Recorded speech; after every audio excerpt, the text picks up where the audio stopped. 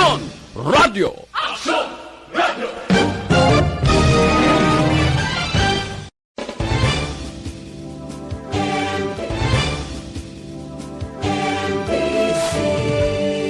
Manila Broadcasting Company. Sa balita, komentaryo, isyu, serbisyo publiko. Aksyon Radio! Sa Bacolod, Aksyon Radio! Aksyon Radio!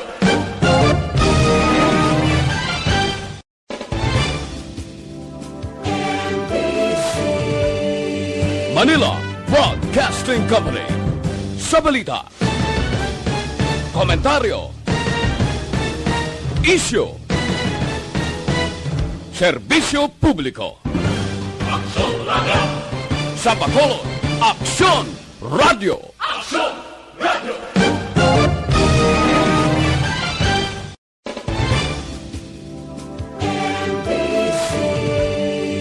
Manila Broadcasting Company. Sa balita, komentaryo, isyu, serbisyo publiko. Aksyon Radio! Sa Bacolod, Aksyon Radio! Aksyon Radio!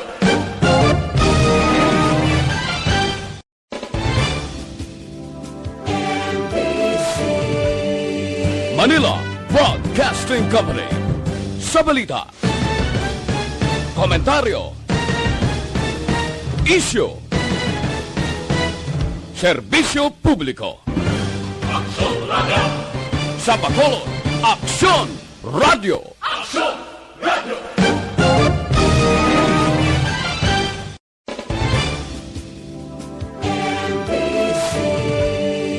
Manila Broadcasting Company. Sa balita, komentaryo, isyu, serbisyo publiko. Aksyon Radio! Sa Bacolod, Aksyon Radio! Aksyon Radio!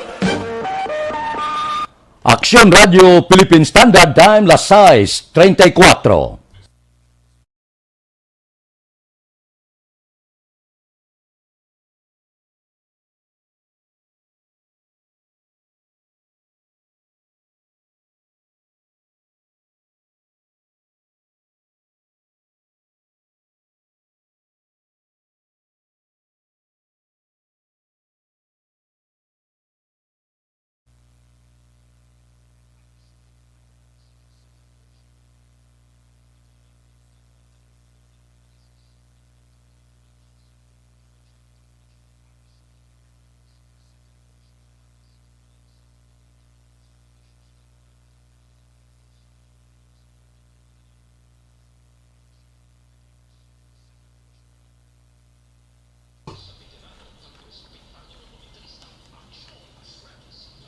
Karon nga adlaw Huwebes Pizza 18 na bulan sang Pebrero tuig 2021. Anano ang mga balita ka mga isyo ngaton arangkadahon para karon nga adlaw. Una kita sa maayo nga balita. Resolusyon nga naga-endorse sa Bacolod General Hospital ginaprubahan sang sanggunian panglunsod. Maayo ini nga patimaan inarangkada sa sangguniang panglunsod gindoso ni Konsyal Cindy Ruas aprobado sang sanggunian panglunsod.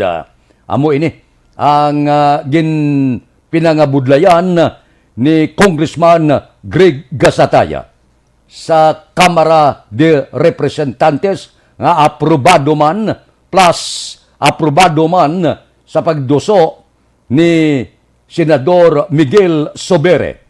Nangin isa na karon ka masanag nga palaabuton sang syudad sa Bacolod nga makaangkon kita sa Bacolod General Hospital. Amo ni blang kinaayo lang sang pila naton ka mga opisyal kon wala sang ginatawag hinisaay nagaisa basta proyekto para sa syudad makapaayo sa pumuluyo kinahanglan buylugan. Isa ini kamaayo nga balita ang liwat naman nga pag-ululupod sang aton nga mga opisyalis nasyonal kag lokal. Patimaan lamang ang pag-isa. Basta gani proyekto nga dapat ibutang sa Bacolod nga ang makabinipisyo tao dapat suportahon. Pila ka mga proyekto sa unang nga ginupangan, mga flyover kag iban pa nga bangod sa politika wala madayon. Isubong ang ginaduso kag ginaarangkada nga mga proyekto posibilidad ma-realize na diri sa syudad sa Bacolod.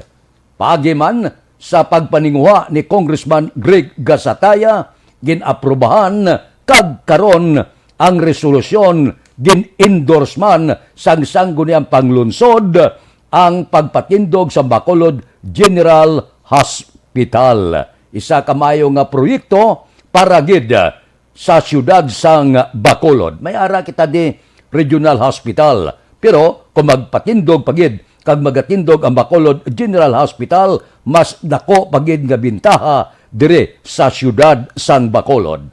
Amo na ginasiling naton nga kon magaisa lang ang mga opisyal, magbuyluganay sa proyekto, magbinuligay ang nasyonal kag lokal, wala sang imposible sa mga proyekto nga hindi magtindog dire sa siyudad sang Bacolod. So ang botsilingon, masanag-sanag ang tuig 2021, tuig 2022, base kon makaangko naman kita sang Bacolod General Hospital.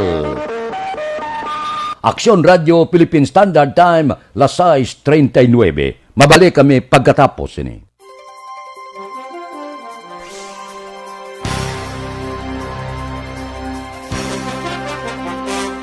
Tinatawag nilang new normal ang mga aksyong nakasentro sa pagpapahalaga sa kalusugan. Ginagawa natin ang new normal behaviors na ito ngayon upang makaiwas sa COVID-19. Pero kung tutuusin, marami sa mga hakbang na ito ay mga kaugalian na ating natutunan at dapat ginagawa noon pa man. Makakatulong ang mga ito sa pag-iwas sa anumang sakit. Tulad ng paglilinis ng kamay, tinuro sa atin simula pagkabata na maghugas pagdating sa bahay, bago kumain at pagkagamit ng palikuran. Sa panahon ngayon, dapat mas madalas na ang paglilinis ng kamay. Bukod sa paggamit ng tubig at sabon, maaaring gumamit ng alcohol-based hand rub o sanitizer kahit nasan ka man. Kapag naglilinis ng bahay, kailangang mas dalasan ang pag-disinfect ng mga bagay na palaging hinahawakan. Makakagawa ng pang-disinfect gamit ang ordinaryong bleach na panglaba. Maghanda ng isang parte ng bleach at ihalo ito sa 9 na parte ng malinis na tubig. Kung hindi naman emergency, hindi na kailangan pumunta pa sa doktor dahil sa telemedicine. Kapag nahihirapan sa paghinga at iba pang malalang sintomas ng sakit, agad na kumonsulta sa doktor. Maaari ring tumawag sa Barangay Health Response Team o BHERT. Huwag kalimutan ang mga natutunan dahil ito ang ating sandata para maging handa sa new normal.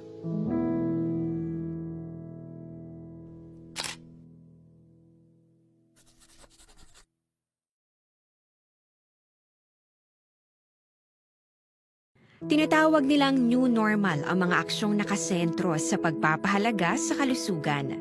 Ginagawa natin ang new normal behaviors na ito ngayon upang makaiwas sa COVID-19. Pero kung tutuusin, marami sa mga hakbang na ito ay mga kaugalian na ating natutunan at dapat ginagawa noon pa man. Makakatulong ang mga ito sa pag-iwas sa anumang sakit. Tulad ng paglilinis ng kamay, tinuro sa atin simula pagkabata na maghugas pagdating sa bahay, bago kumain at pagkagamit ng palikuran. Sa panahon ngayon, dapat mas madalas na ang paglilinis ng kamay. Bukod sa paggamit ng tubig at sabon, maaaring gumamit ng alcohol-based hand rub o sanitizer kahit nasan ka man. Kapag naglilinis ng bahay, kailangang mas dalasan ang pag-disinfect ng mga bagay na palaging hinahawakan. Makakagawa ng pang-disinfect gamit ang ordinaryong bleach na panglaba. Maghanda ng isang parte ng bleach at ihalo ito sa 9 na parte ng malinis na tubig. Kung hindi naman emergency, hindi na kailangan pumunta pa sa doktor dahil sa telemedicine. Kapag nahihirapan sa paghinga at iba pang malalang sintomas ng sakit, agad na kumonsulta sa doktor. Maaari ding tumawag sa Barangay Health Response Team o BHERT. Huwag kalimutan ang mga natutunan dahil ito ang ating sandata para maging handa sa new normal.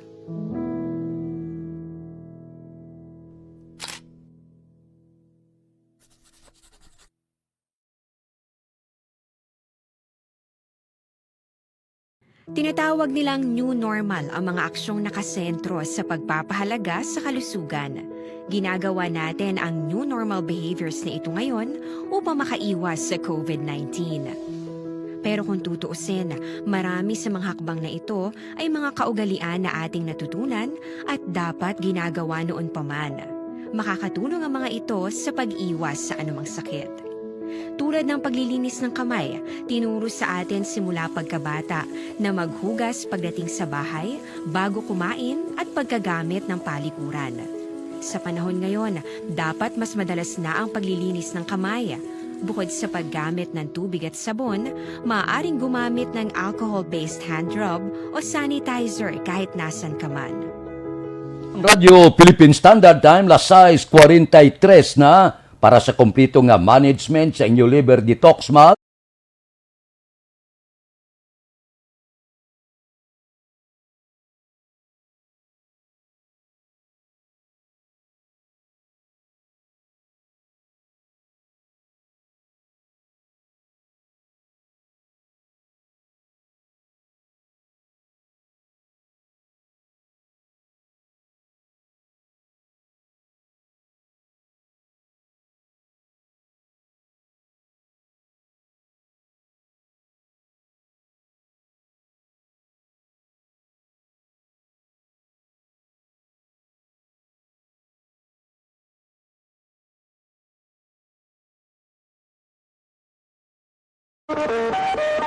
Aksyon Radio Philippine Standard Time, las 6:44 na. Inapasalamatan naton ang Bacolod Emergency Operations Center. Naga-monitor ako kahapon, mayo man kay bisan paano ang pagpartner nila sa katapo sa kapisanan ng mga broadcaster sa Pilipinas kag Negros Press Club ang makabulig dako para sa aton handa kita nga magserbisyo ang aton sini paghatag information drive angot sa benepisyo sa pagpabakuna kontra COVID-19. Timayo man niya. Bisan paano na labot nila ang katapo sa media. Willing yung katapo sa media na mag-upod sining information drive sa gobyerno. Kay para sa KBP kag Negros Press Club, importante ini nga may papel man kita sa pagpaintindi, pagpahangop, kag agda sa aton pumuluyo nga magpabakuna kita. Dako ang papel sini sa katapo sa media, pinapasalamatan naton nga natsiplatan man ang media sa Bacolod Emergency Operations Center. Isa ini sang pinakadako nga bulig sa ila nga hindi malabot sila information ang ila paglibot malambot sa katapo sa media. Ang amon kinahanglan gid lang inyo nga mga material nga usaron sa information drive. Ina balang material nga makagalanyat, material balang makahatag sa tao sang paglaom nga ari gali ang bakuna. Amo ini siya ang tambal para sa makalalaton kag makamamatay nga balatian. Ang bakuna gali mas maayo, hindi delikado. Diin ang mas maayo ipatag sa tao, tapikan ka COVID-19 o kung mapabakuna ka. Amo na bla nga mga plastada ang ginahimo sa nga katapo sa media nga makabuli kita dakogid sa aton sini syudad sa Bacolod, bilog nga probinsya sa Negros Occidental. Di daw maayo ini, no? Ang partisipasyon sa media, inapasalamatan gid. Kag kabalo ko yang KBP, kag Negros Press Club, duha kamot bato niya sa obligasyon sa pagpalapta sa maayo nga balita. Imprinta lang kamo sa maayo nga material. Kabilang kabalos na magduhol kag magpaintindi sa pumuluyo kung ano ka-importante ang pagpabakuna. Aksyon Radio Philippine Standard Time, las 6:47. Mabalik kami pagkatapos ini.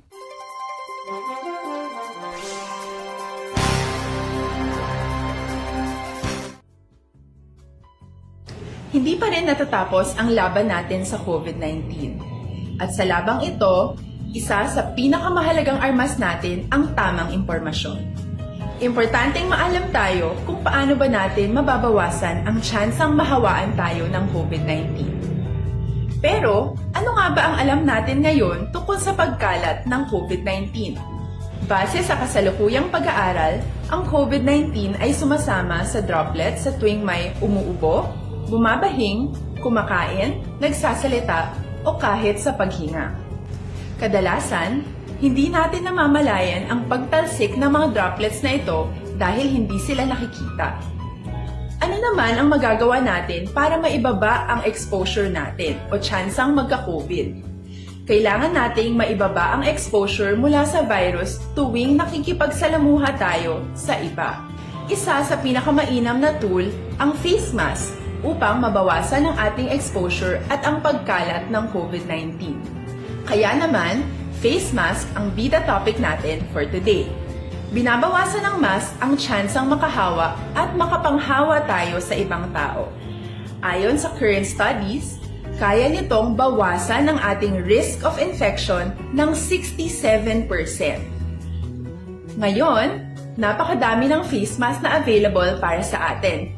Ika nga options, options, options. So, how do you get to decide which one to use? I-ready ang inyong mga phone at i-screenshot ang mga comparison na ito ng iba't ibang mask.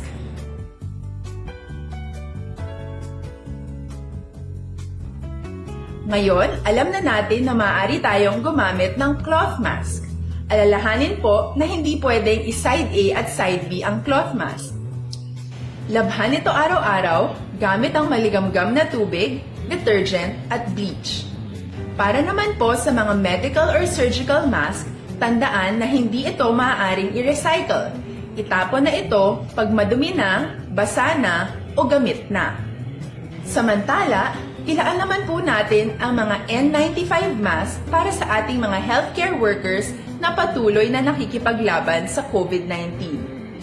Huwag din po nating kalimutan na hindi natin nirerekomenda ang paggamit ng N95 respirators with valve. Habang kaya nitong protektahan ka sa virus, hindi naman ito mapoprotektahan ang mga tao sa paligid mo, lalo na kung may sakit ka.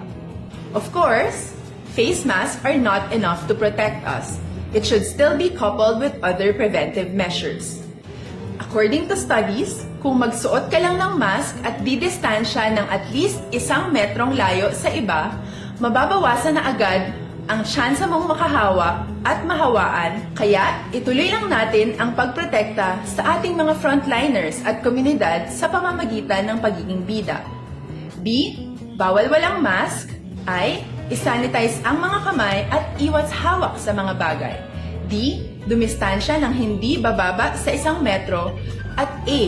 Alamin ang tamang impormasyon. Lahat tayo ay may responsibilidad sa isa't isa na bawasan ang risk nating makuha ang virus. Ang pagsunod sa ating minimum health standard ay isa ring paraan para sabihing nirerespeto kita at gusto ko pareho tayong ligtas. Ang mas agarang pagsasabuhay ng B, I, D, A ay makakatulong sa mas mabilis nating pagbalik sa malusog na bayan. Muli, ako po si Dr. Beverly Ho. Lagi po nating tandaan, sa panahon ng pandemya, bida ang may alam.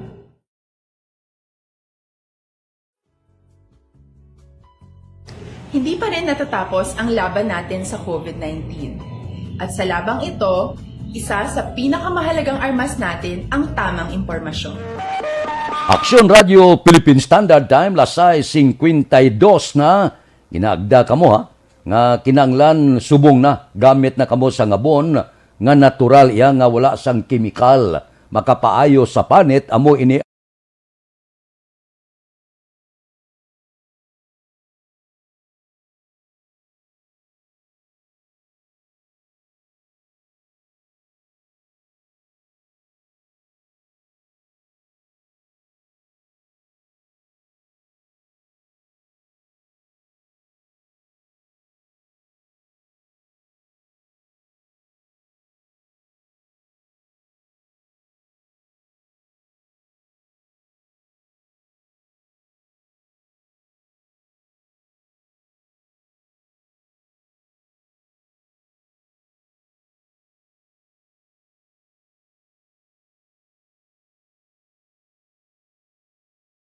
that time lasay 53 gainit ng politika.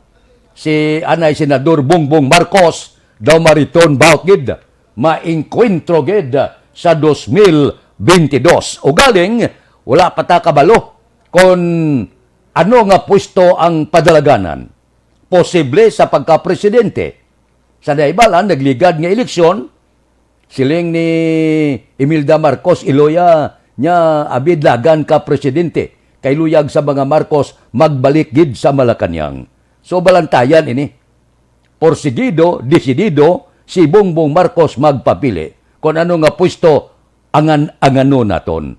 Ba porting lagsanay ni kon si Vice Presidente Leni Robredo maglagan man sa among pwesto nga padalaganan ni Bongbong masadya. Masadya ini. Hug tanay paha ini. Puerte. So, ang eleksyon mainit. Kung si Bongbong magpapili presidente, kag ko ginadoso man si Sara Duterte magpapili presidente kag may iban pagid nga kaalyado sa Malacañang, natural may konbensyon ini. Hindi man na pwede nga padlaganon mo tanan. May ari ini negosasyon, may konbensyon. Nga kung sinong pilion sang mayoriya, amo ang ilamanok nga padalaganon presidente. Hindi lang ko tani matabo tong panahon ni Fidel Valdez Ramos nga ginkonbensyon na perde siya. Nagbutang siya sang kaugalingon niya nga partido. Kabay pa nga respetuhon. Di masadya ini. O galing karon galibog ulo sang oposisyon. Sinong mas mabakod nga manok nila nga iingkwento sa pagka-presidente. Pwede ayan? Si Vice Presidente Leni Robredo. Magluwas kay Robredo, sino ang ara sa Senado nga pwede makaengkwento sa administrasyon. Ini masadya ni. Puerte ini kainit sang 2022 nga eleksyon. Puerte, balantayan kag ining mga ngalan posibilidad sa masunod nga mga binulan magwa na ni siya. Hindi man pwede kay sa October filing na mo sang certificate of candidacy. So subong pa lang, kinalan pa-reserve ka na, pakilala ka na. Agud makilala ka sang tao. Anong gwa na karon kon limitahan na sang gobyerno, hindi ka kampanya house to house, o hindi ka kapangamusta bangod sang COVID-19. Ti kinanglan, ang ngalan mo magwa na para makilala ka. Labi na gid ang mga bago nga may plano nga magpapili sa politika. Magwa ni ngalan, hindi magdugay ang mga ngalan sa mga politiko, halin sa nasyonal pakadto sa Edalom, magwa na ini siya. Hindi pwede nga hindi magwa mas temprano bangod sang pila ka mga restriksyon nga posible ipapanaog sang COMELEC. Mas temprano nga magwa ang ngalan, mas maayo. Kaya ang kinahanglan di name recall. Kung bag-o ka, kag ulihin ka magwa ang ngalan mo, laban sa tunaw ang kandidatura mo. Aksyon Radio Philippine Standard Time, Lasay 56. Mabalik kami pagkatapos ini.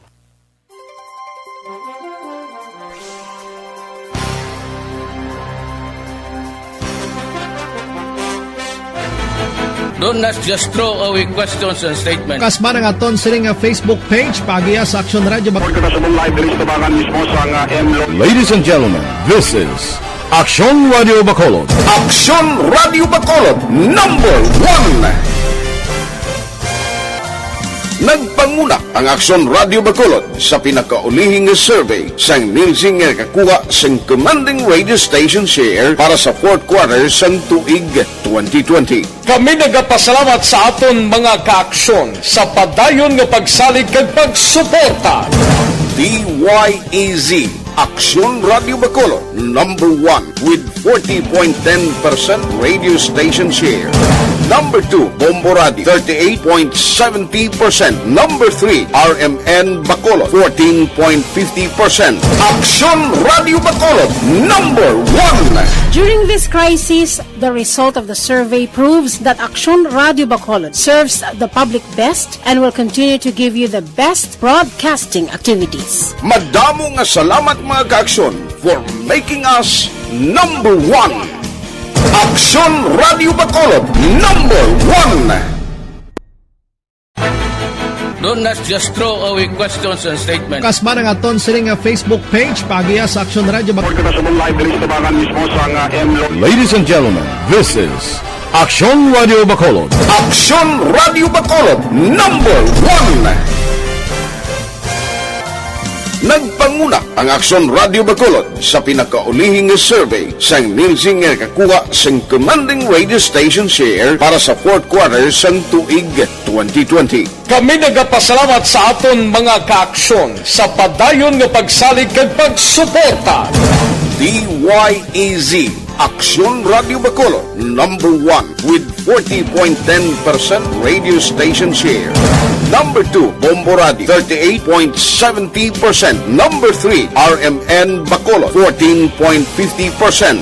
Aksyon Radio Bacolod, number 1. During this crisis, the result of the survey proves that Aksyon Radio Bacolod serves the public best and will continue to give you the best broadcasting activities. Madamo nga salamat mga kaaksyon for making us number 1. Aksyon Radio Bacolod, number 1. Don't just throw away questions and statements. Kasma ng aton sining nga Facebook page pagiya sa Aksyon Radio Bacolod. Ladies and gentlemen, this is Aksyon Radio Bacolod. Aksyon Radio Bacolod, number 1. Aksyon Radio Philippine Standard Time, lasay 59 na. Ba, ang tandem ni Isko Moreno kag Ping Lacson daw gagawa-gawa na. Anong lagana nila? Presidente kag vice-presidente? Daw hindi amuaw. Aksyon Radio Philippine Standard Time, last city, standby na. Sa aton Aksyon Balita Morning Edition, liwat magadulong sa aton sa mga balita lokal, national, international, sports, kag artista. Upod kita, kay Aksyon Boy Duran, kag Aksyon Eden Aboso, Aksyon Fred Salanga, una sa balita, una sa aksyon, sa Bacolod, Aksyon Radio. Aksyon Radio! Manila Broadcasting Company. Sa balita, komentaryo, isyu, serbisyo publiko.